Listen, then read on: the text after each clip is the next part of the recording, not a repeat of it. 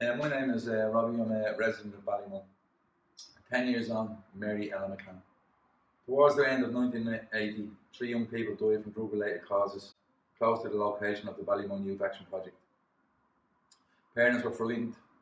There was a lot of teenagers in the area faced the prospect of rising unemployment, and now drugs were on the increase. The previous summer, 2 social work students did a survey. It revealed increased drug-related referrals to the local psychiatric clinic. There was also more people going into Jervis Street, the National Drug Advisory Clinic, and the local Gardaí reported more drug-related crimes coming to their attention.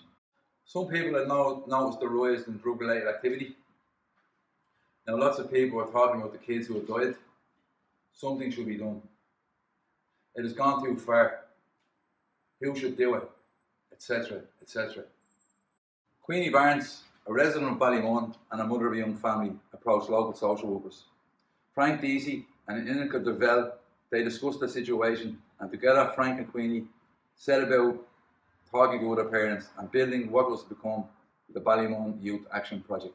Drug abuse becoming part and parcel of community life, ranging from children abusing cough bottles and solvents, to teenagers abusing barbiturates and tranquilizers, drugs and alcohol, through to the use of injectable opiates.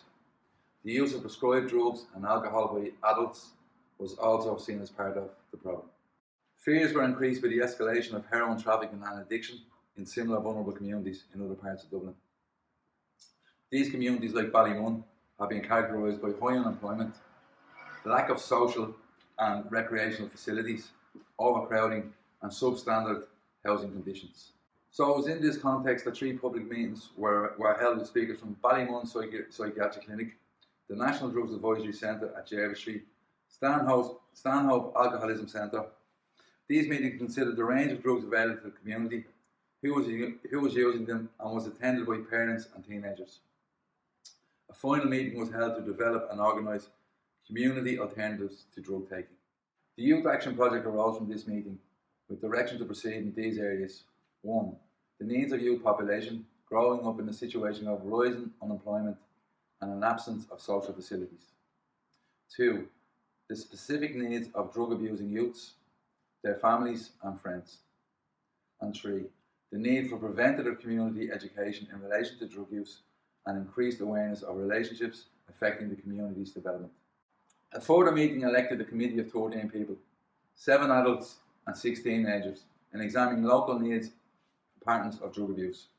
The group set about evolving a local community response to drug abuse, the Ballymun Youth Action Project. What I really like about this is that for its time, if you go back to 1981, to have 6 teenagers on the board and the committee influencing the direction of the Youth Action Project was really progressive for its time, and is to be commended.